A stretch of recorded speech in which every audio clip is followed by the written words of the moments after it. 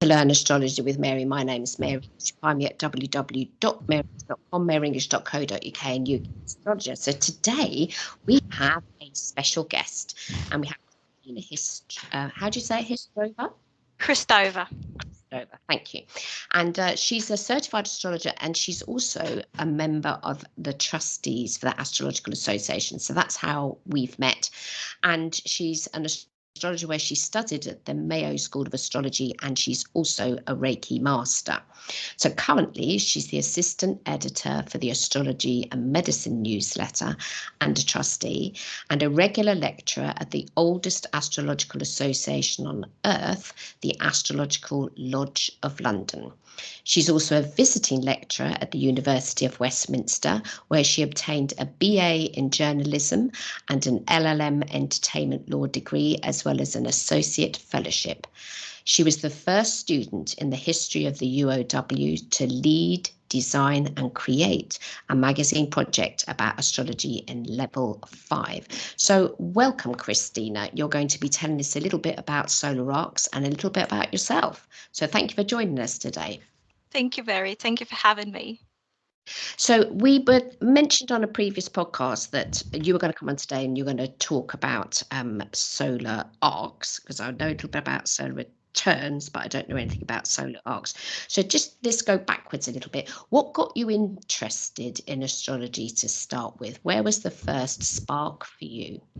Okay, I think this interest in the stars and the planets has been with me for a very long time.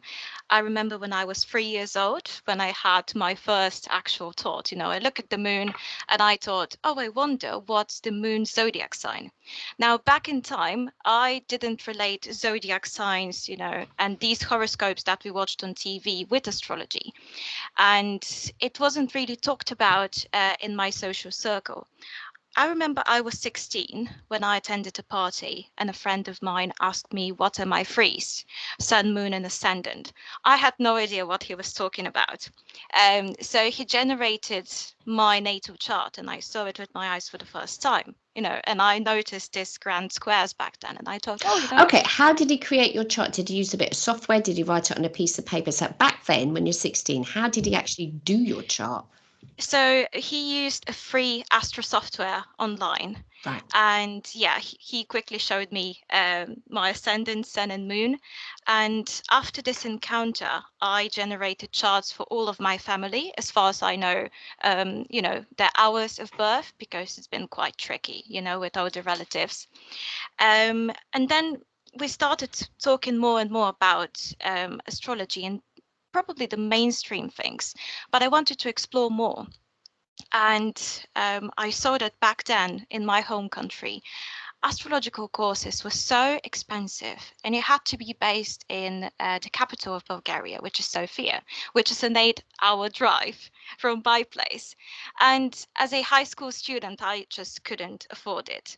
But I promised myself, one day when I start working, I will save up some money to enroll in these astrological courses. And I think it's mostly been people, more like messengers, who just came to me and really introduced me to astrology. Mm-hmm.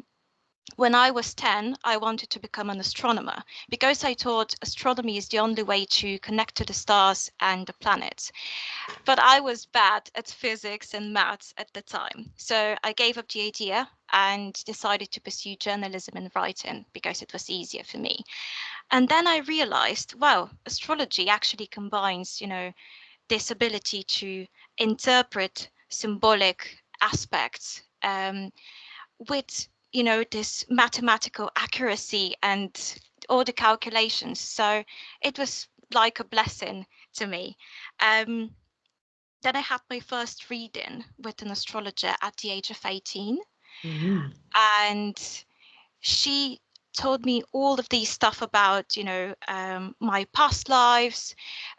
She made really accurate predictions, based on months, even days.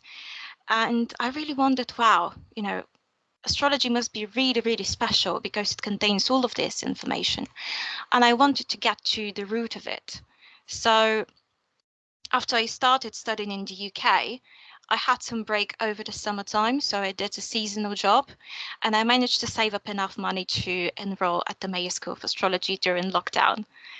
So yeah, I'm just lucky to have encountered so many interesting people along my journey, and yeah, who really introduced me to astrology. Cool. That's such a lovely story. And this first reading that you had, did you go to that person's house to have the reading? Yes, so I went to the person's house. I even traveled from one town to another because this astrologer is really popular in my home country. She makes these precise predictions, and that's mainly because she uses also Russian astrology. And I actually started my journey learning about traditional Russian and Bulgarian astrology, and they tend to be more fatalistic. They focus on specific events and, with Like those. marriage, death, birth, that sort of Yes, thing. yes. Yes. With these predictions, there is literally no way of going back. I was a bit shocked and a bit disappointed, um, because I went there. I wanted to ask her, how will I feel if I relocate to London? It's been my plan. I had my applications to the universities back then. Everything was sorted, and she told me, "Oh, you won't like it there. You won't stay there. You'll be back by 2020." This is what she told me, and I was really, really upset. And I thought, should I change my decision now? And I didn't have a plan to pursue a degree in my home country. Everything was, my mind and my whole energy was focused on London, UK. Mhm. So I decided to come here, regardless of what she said. I chose this free will application. Um, what she also told me was that I wouldn't avoid a really toxic relationship with a Scorpio man in 2018. And, I did my best. I'm a fixed sign. I'm a Mm. Leo Mm. with a fixed signature in Taurus. I'm quite stubborn. So when I say something won't happen, it won't happen. I did meet a person like this, and he stalked me for some time. It was really creepy, but I made sure that a relationship will not be created. So it didn't happen. It served me as a warning, though. All of Mm. these signs, it made me more prepared, but at the same time, it really provoked my curiosity. I wanted to see what made her believe that this and this thing will happen to me, and why I wouldn't like London, and why, Mm. I'm destined to meet a bad Scorpio man who would shatter my heart and, leave me to pieces. So yeah, all of these interesting encounters prompted my curiosity. So you wanted to know how she had that info, how she knew Yes, that, right? yes. And it turned out that she used not only astrology, but she used numerology, um, probably a bit of tarot as well. She used all of these techniques to Mm. make the analysis as accurate as possible, and all of these details. Yeah. Um, Wow, so that's quite convincing then, isn't it? When somebody makes that, because I'm working with somebody at the moment, they're learning astrology with me, and they themselves had been to an astrologer when they were very young and had been told la la la la la, and then la la la la la happened. Oh, crikey, okay. I mean, I didn't start. Oh, did I have my first reading? I don't think I've ever had a reading, actually, if oh, I'm completely. really? I've only had not an astrology reading. I've only ever had cards, I think. It's because I started reading when I was 18, because I taught myself palmistry and card reading and Yeah. tried to set up in private practice age 18. Made absolutely That's no money, cute. nearly starved to death. Didn't do it for very long. I got a job in a chemist shop in the end, Hmm. as an assistant. But I used to basically read for myself and have done. So I didn't really trust too many other readers to read Yeah. for me until I got a bit older, and then I met people that I enjoyed having readings with. But since I started, this is me actually making or trying to make a Yeah. living at 18, which is quite early to do it. But that experience that I had when I was 18, when I then Yeah. returned to it when I was in my 30s, I was not going to make those same mistakes I Yeah. made before, which was not charge enough money. Yeah. Oh, yeah. That's true.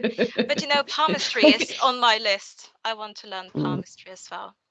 Oh, and Oh, palmistry is very yeah, interesting. Yeah, I won't get into that, but yeah, it is. yeah. And I forgot to mention, before I enrolled at the Mayo School of Astrology, I met a person from my home country, and she became my mentor in astrology. She gave me this wonderful 6 books by March and McCavers. Her approach to astrology was more or less traditional and fatalistic, as this astrologers, and she made me rewrite a whole book by Bulgarian astrology, just to memorize all the stuff. She's a Wow. Virgo. She's quite Okay. diligent. She wanted this manual labor, and I enjoyed it. But again, she made these unpleasant predictions about myself, and I didn't really ask for it. But I guess that was her way of, teaching me through some sort of, fear or, obedience, this sort of stuff. And, I'm super grateful for all of these people, but I came to realize that in my own practice, I want to inspire people and really not let them down. Some people might call it sugarcoating.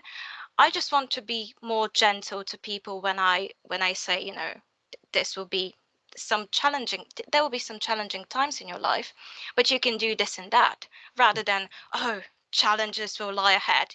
There is nothing you can do about it, and I'll just bring it on the popcorn. Yeah. I think I would agree with you on that one. I've worked with lots of people that have had readings in other places. There was one lady I read for, and this is when I was doing palmistry, and she'd been to see a palmist that works on the beach somewhere on the seafront in the UK, and she'd been told by this person that she was going to die in a car accident when she was 21. Oh my God. What thing to say to somebody. Anyway, Yeah. she came to see me. She said, what was it that this lady saw in her hand to tell her that? And I said, Yeah. I have no idea. Now, there is a thing called a lifeline, and it could be that you could have a short lifeline, Yeah. which could Yeah. indicate that there might be. But even then, I've seen people with short lifelines that have survived, if you know what I mean. So that's not Yeah. always an indicator. But this lady didn't even have that. And I could just think whoever it was that read for her must have been having a bad day, or I don't know, was, like you say, sort of having some sort of power conflicts or wanting to scare the pants off someone. Because even if you were to see that as a form of prediction, that isn't, because you could what's the word now? So you could be predicting something that now is going to happen because this person's so afraid of it. Can't remember the expression for it, but if you say to someone such and such will happen, you're putting an idea in their head that they will then act that out. It's a form of sort of hypnosis, really. But anyway, this lady didn't have it, and I said, honestly, I can't. I have no idea. I've read for hands for absolutely years. I took a set of handprints, everything. I said, there's nothing, absolutely nothing in there that would indicate that you'd have a car accident, die at 21. And that's it was. She lived a lot longer and had children, and everything was fine. Don't get me started on ethics and astrology or fortune telling. It's a difficult thing. So going to solar arcs. Okay, so I don't even really know what a solar arc is. So give me the easy peasy lemon squeezy outline of what is a solar arc, Kristina? Okay, so let's first start with the difference between solar arcs and solar returns. Because they have a similar name, it doesn't mean that they're quite similar. Solar returns are like transits for your birthday for a specific year. So if I want to see what my year will look like ahead, I can calculate a chart for my birthday, for example, 2024. And this will be valid between my birthday in 2024 to my birthday in next year, 2025. And it's like a completely new chart, and you incorporate some of the characteristics. So you have a look at the moon, you have a look at the ascendant, you calculate your signature, have a look at the aspect to see what really will matter to you in a specific year. I know that this year I had the Scorpio ascendant and focus on water, which doesn't usually happen in But my you've got chart. a Pisces ascendant anyway, though. So you've got a Yes. water ascendant. Yeah. So this year I've done lots of in-depth research, and I was more focused on my projects and really getting to the core of the issues and providing solutions. So solar returns are like completely new charts in themselves. Solar arcs are something else. So they use the maxima a day for a year. So they're basically calculated by using the sun's motion for a specific year and applying it to the whole of your natal chart. So each one of the planets in the chart starts moving with this daily motion of the sun. Is that clear so far? Daily motion of the sun, like the degree that the sun is going to go through, because it's only going to go through 30 degrees for each sign of the zodiac. Is that what you mean? Yeah, so solar arcs actually have a base in secondary progressions. Oh, secondary. So I know primary progressions, which is 1 day for every year of your life. Is it the same?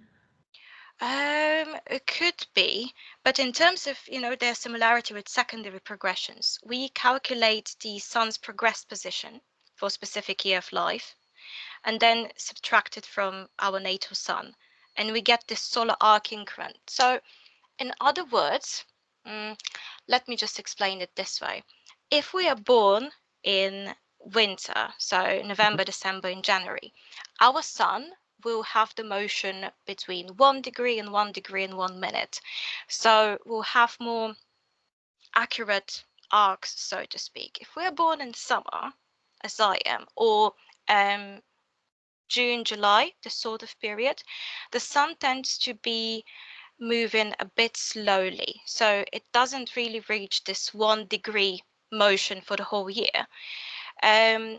Oh, so it's the actual speed that the sun Yes, goes. Sorry, I'm yes. being a bit daft. Got you. Okay. So it's the Yeah, speed that the sun moves, because it does change. Because there's that thing as well that depending on what time of year you're born, it's like this, the ascendant signs are faster at some part of the year than they is at others. Is that right? yeah. Okay. And also the sun moves a bit slowly during summertime. If we make this relation that during summer we go on holidays, we like to chill, the sun is a bit slower back then, but in winter months it regains this sort of motion. But for simplicity, because solar arcs, are actually quite simple to use, you can pinpoint certain periods, of time just by looking at the natal chart. Mhm. So if we use this maxima day for a year and assume that this person's sun moves at 1 degree motion, if we have Saturn, for example, at 27 degree Virgo, and we have the sun at 1 degree Virgo, Mhm. we can say that at the age of 26, something will happen to this person because the solar arc sun will have moved to this natal Saturn position, and it will be To the important. same degree that Saturn Yeah, would be like a conjunction-y type of thing. yeah, Yes. yeah, Got you. yeah, Okay. yeah. So, but this should be used just like to gain first impressions. We can actually count the degrees in minutes manually, or we can use a software. What I would do is I would assume that, for a specific year, the sun moves at 1 degree. And I would make really rough calculations, just using my eyes. I would pinpoint some aspects. But solar arcs don't really end here. After this, you need to make precise calculations, using the software to see when exactly will this aspect happen. Because accuracy is quite important. And Mhm. if you do manual calculations with 1 degree motion, um, and if you have a person with a slower sun born in July, there will be 1 to 2 years difference in that. So with the actual calculations, it may be that this solar arc could have happened 2 years earlier Mhm. than with what we counted like manually. So it should be used, in combination. Yeah, Because astro.com is what all my students use, and all the listeners. I always recommend using astro.com, the Swiss website, Astrodienst. And on there, you can create the charts on there. It's got solar arc charts. I've never made one, but yeah, you can create a chart on there. So in using that, then you're going to get better accuracy rather than just calculating it in your head. Okay, understood. yeah. So when you use a software, you have nothing to worry about as long as Yeah, you set the tell me correct about it. date. Yeah, in the year. Um, when we have a look at celebrities charts and we try to track, and assign specific events to specific solar arcs, it can be a bit tricky if you don't know the exact date, month and year of the event. If we know just the year, we can't really pinpoint to exact precision. Oh, this happened when the solar arc made this, aspect with the natal chart. What I'm trying to say is, if we don't think that 1 minute, for example, 5 degrees in 1 minute, this 1 minute is not important. With solar arcs, 1 minute equals 7 or 8 days, almost a week. So by using solar arcs and making this precise calculations, we can say to our client, this will happen in some years' time, months, and days. So we can be just as precise as that. That's why with celebrities it's a bit tricky, because if we don't know the exact date and month, it can be more difficult to assign the solar arcs to the events. Yeah, and I would have thought solar arcs are pretty difficult for people born in the UK because we never have the birth flipping time and the exact degrees for anything. I mean, most of my UK clients don't know what time of day they were born. I mean, other countries, European countries, in the USA, it's written on the birth certificate, and in Scotland, it's written on the birth certificate, and France and England it isn't. So that's obviously going to affect. That might be one of the reasons why I've never used it, because there's going to be this necessary of accuracy. Okay, so have you got some examples that you can share with us to explain a little bit more about how these work? Yeah, so we can start with Tom Hanks. I think this one is a lovely example. Okay, let me. So I'll put these charts, the ones that we're using, whichever ones we use today, I'll be putting those onto the podcast show notes. Okay. So now we're not showing them actually. You can show them for the video because this is going as audio and it's also going as a video on YouTube. So if you want to share your screen. Okay, let me do that.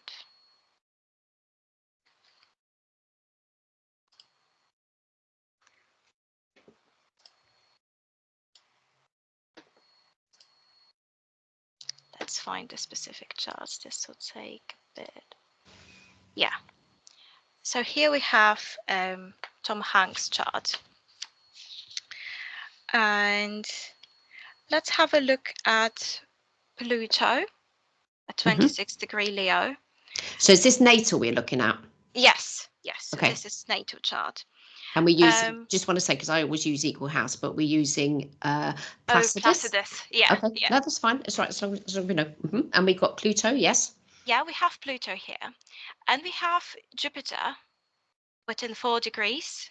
Jupiter happens to be the ruler of the IC, the family, the house, right? So solar arc Jupiter applied to solar arc Pluto, applied to Jupiter by conjunction, roughly at the age of 4. Do you see how, Mary, we're calculating this sort of thing?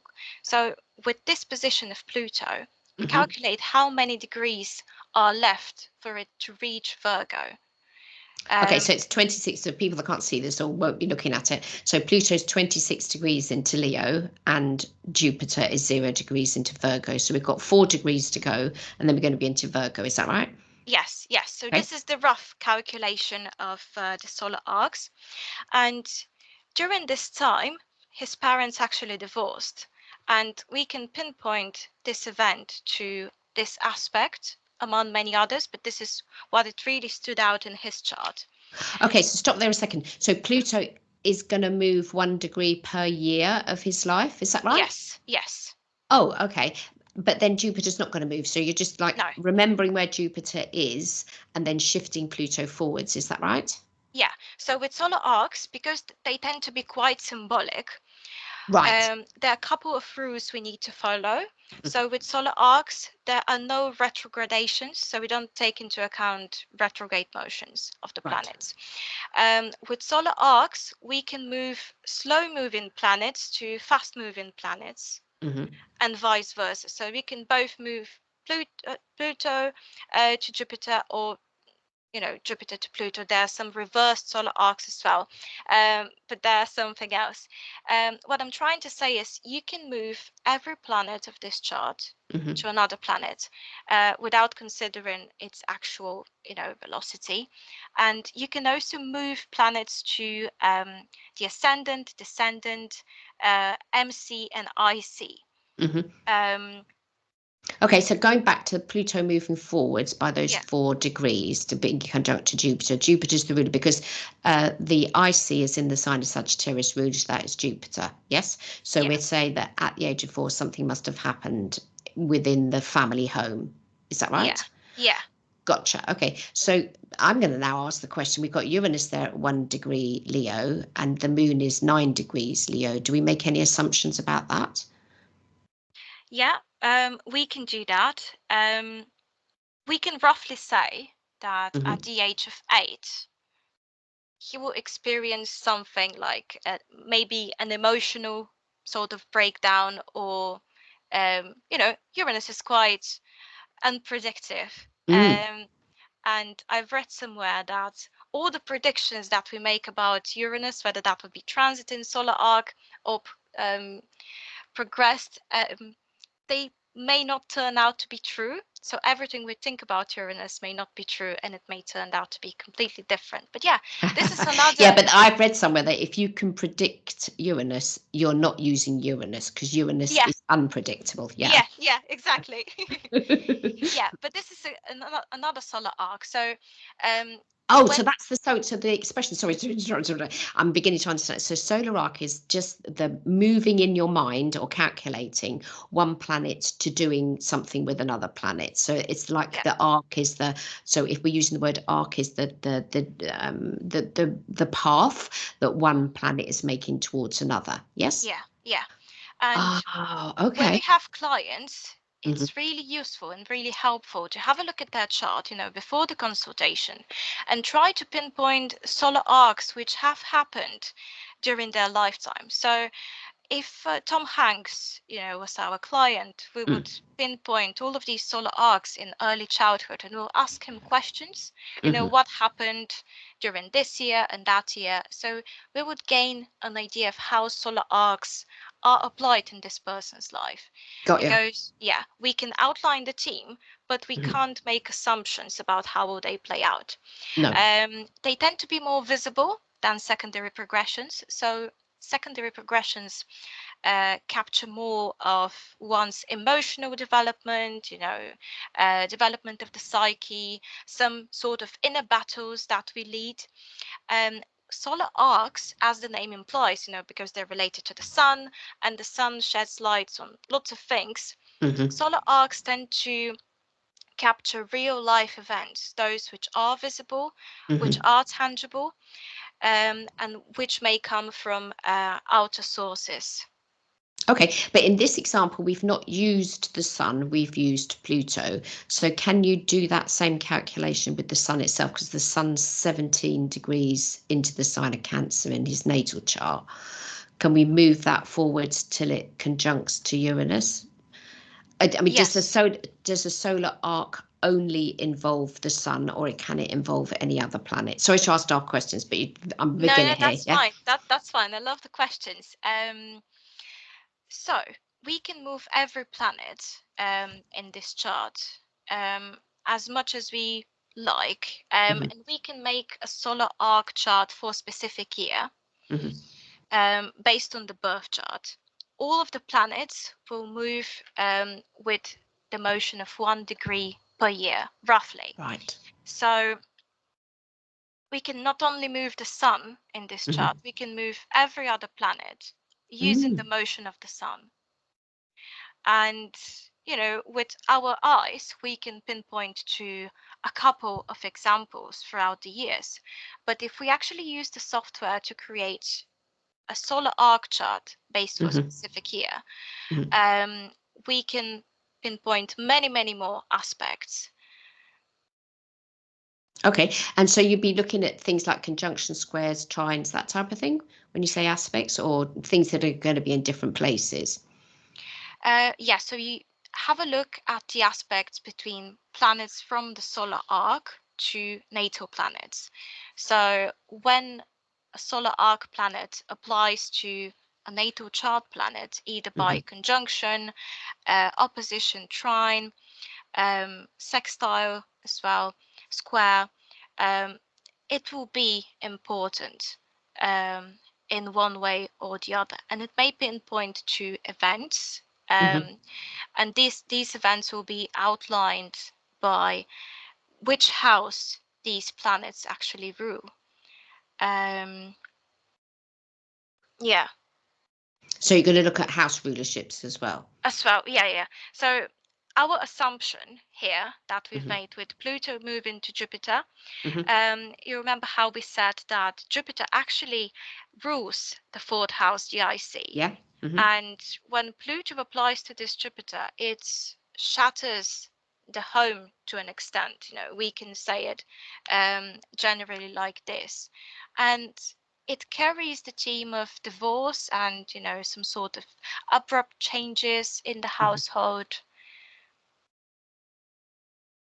Okay, so you when you say rulers to the houses, so it's literal rulers, not like Aries is the first sign. So like in Yeah.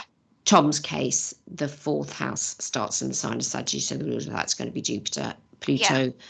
Okay, arcs to it or whatever the expression is. Bump, something's going to probably happen when he's. And did something happen to him when he was 4? You say his parents divorced. Is that the case? Yeah.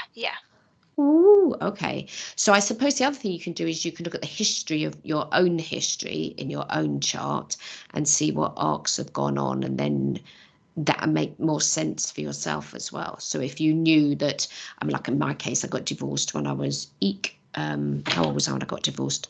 My son was about 2, so I was in my 30s. So I could sort of look back and see what might have been going arc-wise for that, like create a chart for the year that something happened, and I might see something in it. Yeah. But is this used more for predictions, or is this used more as an opening question in a consultation?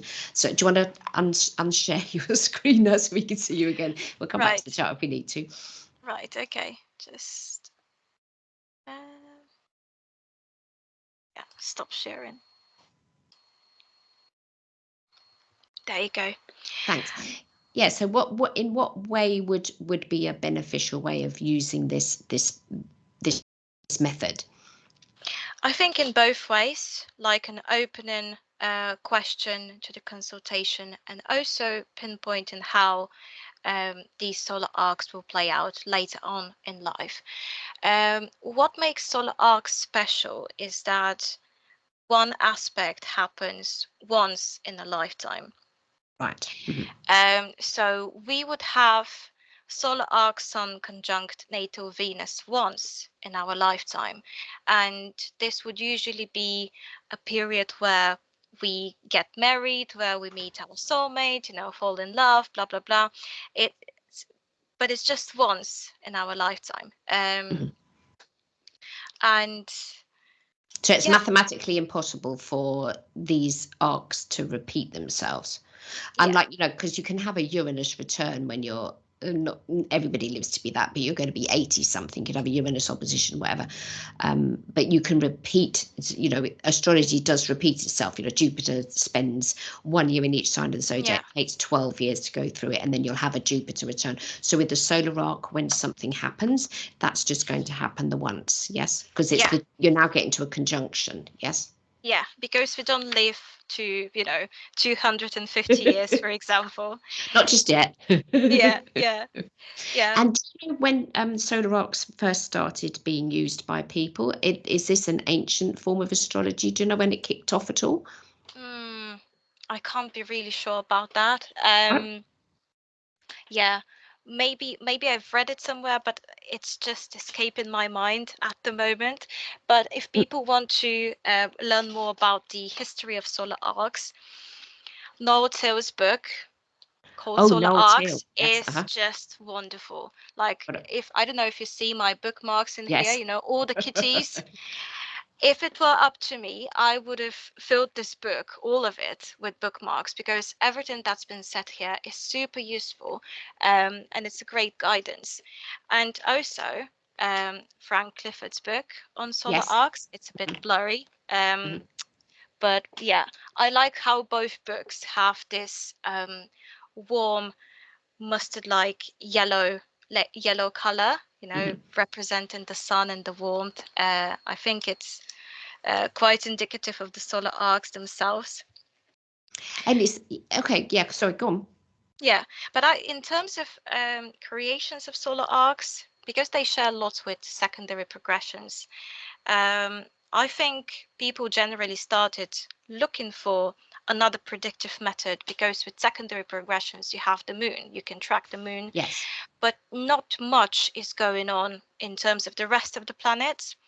And sometimes what you may see is that something happens to a person, but we have no transits and no secondary progressions to actually pinpoint why this thing happened. And it was a significant event. So that's why people and authors like Frank Clifford started referring to solar arcs, because they wanted to look for a new technique which would mirror these events. Gotcha. Okay. Yes, because it can happen sometimes that something pretty drastic happens in your life and you go, where's the astrology for that? Yes. I can't see anything that could possibly be indicating whatever it is that's going on. I don't see that very often, mind, but that is something that can occasionally occur. It can happen. Yeah, it can happen. But if you have solar arcs, transits, and secondary progressions all in one year, then you're in for a treat. You know that this year will be important in one way or the other, and it couldn't go unnoticed, either by the person, the client, or yourself as a practitioner. It was really interesting from the other examples which I pinpointed. Elton John's chart. Oh, let's get his chart up. Yeah, go. Yeah, he got bulimia in 1984 at the age of 35. Yeah. And one of the solar arcs which happened during that time was solar arc Jupiter applied to the moon by trine at the age of 35. And the moon happens to be the 8th house dispositor. Hold it. 8th house depositor. Okay, so because I've just got to explain it to people listening. The 8th house starts in the sign of Cancer, so the Rouge, that is the moon, and natally he's got the moon in Taurus, and using Placidus is in the 4th house. So when he was born, Jupiter was 27 degrees Scorpio. So you're talking, he gets to 35, was it you said? 35, and he gets bulimia. So we're shifting Jupiter in this case? Yes, we're moving Jupiter to the moon by trine. And I elaborated on this more for my talk for the Astrological on eating disorders. So when we talk about eating disorders, the 8th house is quite important because it denotes chronic illnesses and represents the chronic body. And usually eating disorders turn to chronic illnesses if they're not taken care of in advance. And what is the dynamic between Jupiter and Moon? Jupiter tends to increase the appetite when we talk about eating disorders, whereas the Moon tends to decrease it. What happens when these planets make an aspect to each other? There is this sort of dynamic of purging to, binge eating, purging, this sort of cycle. And I think this aspect is quite representative of the bulimia state. Oh, that's interesting. Yeah. Yeah. And we have other solar arcs, lots of solar arcs involving the moon as the 8th house dispositor during this year. He started having bulimia. So yeah, this is one indication of that. Solar arcs can pinpoint to different life events, to the development of an illness as well. In Elton John's case, it showed the treatment of the illness, the successful treatment in 1990 when he was 43. That's when he asked for help for the first time. And one of the solar arcs was between Moon, solar arc Moon, in conjunction with the descendant.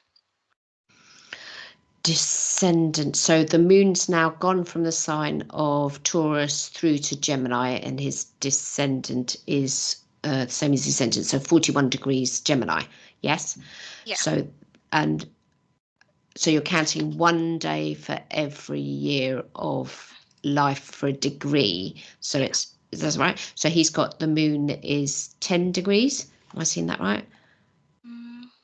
Oh no, it's three degrees, 10 minutes. Okay, yeah. So it's going to go 3 degrees, 4 degrees, 5 degrees, 6. So you just count it on your fingers, la la la, until you get to 41 degrees Gemini. He was how old then?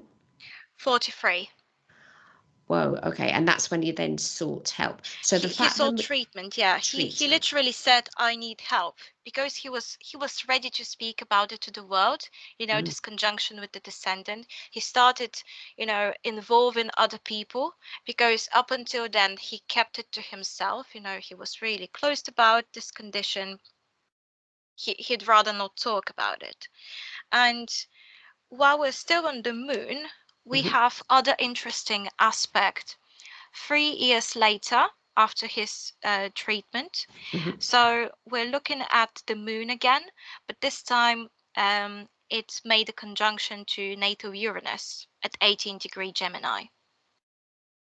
Natal Uranus is 18 degrees Gemini in the 7th house. Yeah. Yeah, so this is 3 years after he was cured from bulimia and cocaine addiction. And that's when he established his 8th foundation. This was shortly after Freddie Mercury's death. He realized how grateful he is for his life and that he was in perfect health, and made this created this foundation to help others. So he made this journey from needing help to providing help in quite a short period, and it's just remarkable. Wow. Okay, that's fascinating. Yeah. I know what I'm going to be doing today. Yeah. Okay, so that's Elton John. So if we do one more chart, yeah. Okay. Let me see which one has strong examples. So like Elton John. We talked about Tom Hanks. Right. Let's talk about Angelina Jolie and Brad Pitt, and we'll talk about their divorce in particular.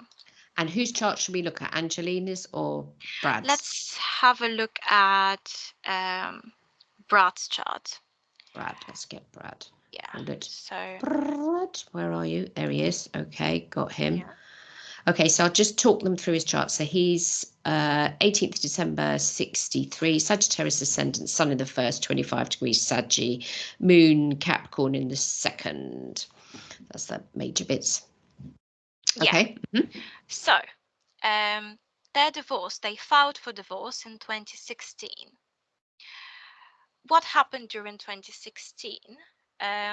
Brad was 53, yeah, and at this time his solar arc sun have made it to an exact conjunction with his natal Saturn.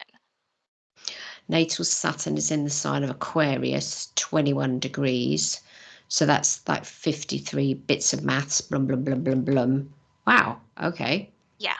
And it is interesting, but by itself, it can mean many things. But when we have a look at Angelina Jolie's chart, she has the same conjunction, but this time between the progressed Sun and natal Saturn. It's for the exact same year. So she's got natal Sun Gemini 13 degrees and natal Saturn 17 degrees Cancer. Yeah. So her progressed Sun, this time secondary progressed Sun, made a conjunction to Saturn in 2016. And that was the time where Brad Pitt's solar arc Sun conjoined his Saturn. So, okay. So we're using two different techniques for two so different people to show that. Ooh, maybe okay. we're talking about some sort of maturity. Both of them gained some sort of maturity. I remember one of their ascendant, I think it was changed. In terms of progressed ascendant, it changed Mm-hmm. signs. Mm-hmm. I think it was Brad Pitt's ascendant. It switched to Capricorn, the progressed ascendant, Mm-hmm. and um, suddenly lots of Earth, started getting involved, and maybe there was some sort of increased maturity on both sides and realizing this is going nowhere. We need something new. So there's quite a lot that you can use these for, like you say, Yes. in a combo with other things as Yeah. well, Yeah. to be able to pinpoint stuff for Oh people. yeah. So could you use it as a method of prediction? Because you're not always going to know how it turns out unless you're looking at the rulerships to the various different houses that you're Yeah. talking about. Because you mentioned about Elton John and his 8th house starts in the sign Mhm, of Cancer. The mhm. ruler to that is the moon. So could you use it as a predictive technique? I presume Noel Teal's written about it in his book. Yeah. Yeah. You can use it as a predictive technique. You can outline teams based on the house rulership. No-Till gave a really interesting example with King Charles. Mm-hmm. Um, if King Charles consulted him some years after his marriage to Diana, Till was actually able to pinpoint extramarital affairs based on solar arcs. It was a really interesting example. So you can make predictions using solar arcs if you get to the core of the themes outlined. And also I think it's really helpful to use secondary progressions in addition to the solar arcs and the transits as well, because it gives you a fuller picture. It's fascinating. I absolutely tell you what, I'm going to be doing this afternoon. I'm going to say it again. It's I am going addictive, to be let looking me at. tell you. It's Yeah, really yeah, yeah. addictive. Well, that's the thing, though, isn't it, with astrology, that you can get to the stage where you discover a technique that's quite revealing. And I mean, transits I've always loved. It's been no thing, and I wasn't taught by an astrologer. I'm self-taught by an astrology program called Zodiac. It's very basic and it uses equal house. And so I wasn't ever taught by a person. I taught myself. And so in a way, what I've learned is somewhat limited, but not completely, but somewhat limited. So I never went to, astrology college like yourself. So I wouldn't have learned these extra methods and methodologies and whatever. Yeah, but just keep in mind that the course I had at the Mayo School was also basic, and all of the rest of the techniques, I started reading about secondary progression, solar returns on my own whenever I have the time. So I just discovered solar arcs and, decided to give it a go. I think the subscriptions to the different journals, the AJ, the Astrology and Medicine, they gave you some ideas, as to the different techniques out there, the different house systems. I briefly used equal house systems, just to compare how my chart looks like when compared to Placidus. It's really interesting because you have these different techniques and house systems, even different types of astrology. When we talk about sidereal astrology, all of that contain truth. One method is um, you know, less of a lesser quality than the other.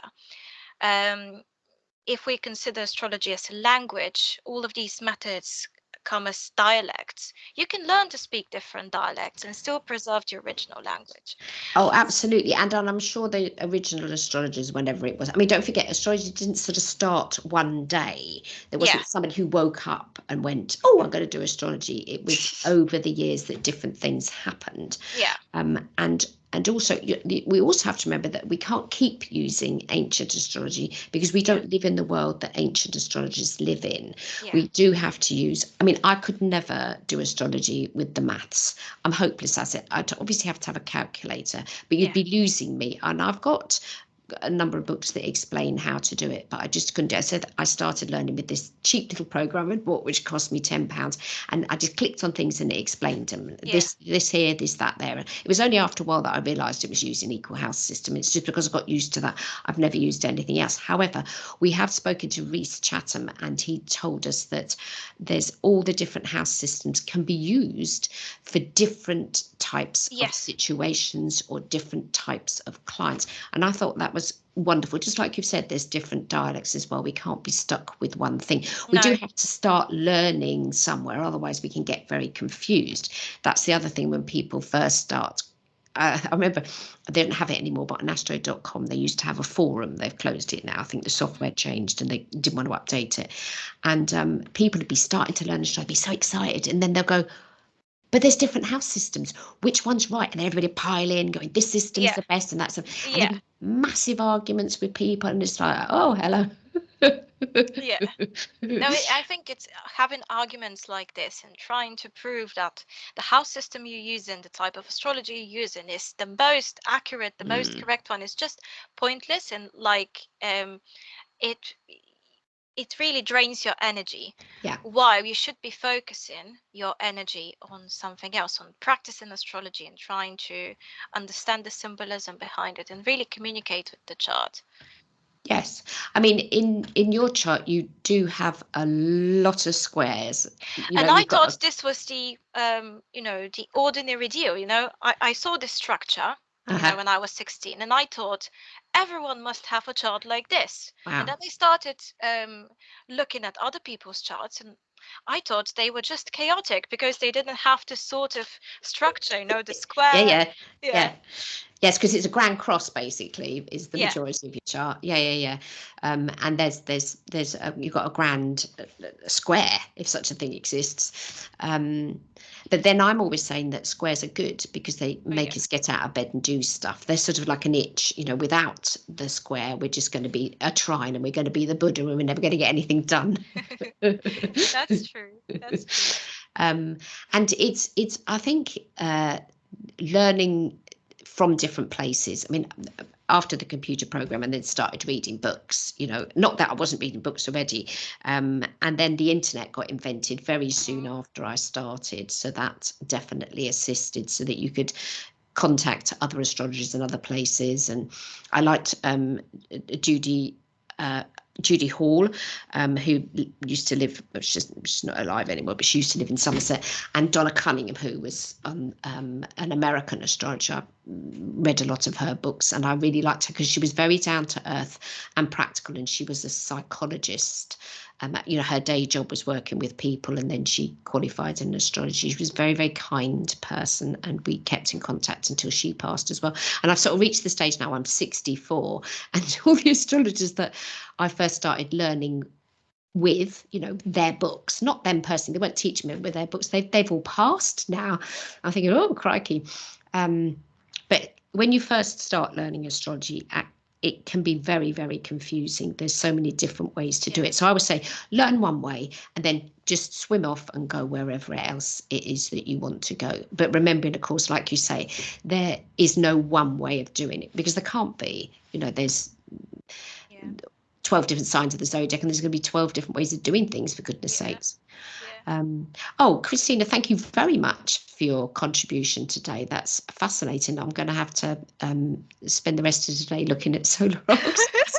And I honestly thought solar arcs just involved the sun. That was what confused me about the term, but it's not. It's as I understand what you say, it's like the motion of the sun, but you can just do this degree thing between one planet and another. It's a little bit like chess, if I move this piece here, but we're always looking at a conjunction or an aspect that is. Would we do a solar arc and then come across an opposition or a square or something? Would it work like that or not? Yes. It works with all aspects, even though the major aspects tend to be mostly used. If you spot a semi-square, it can also, make a difference. It can also be worth exploring. And you can also apply angles of the chart to specific planets. So this can also work. It's all about your imagination.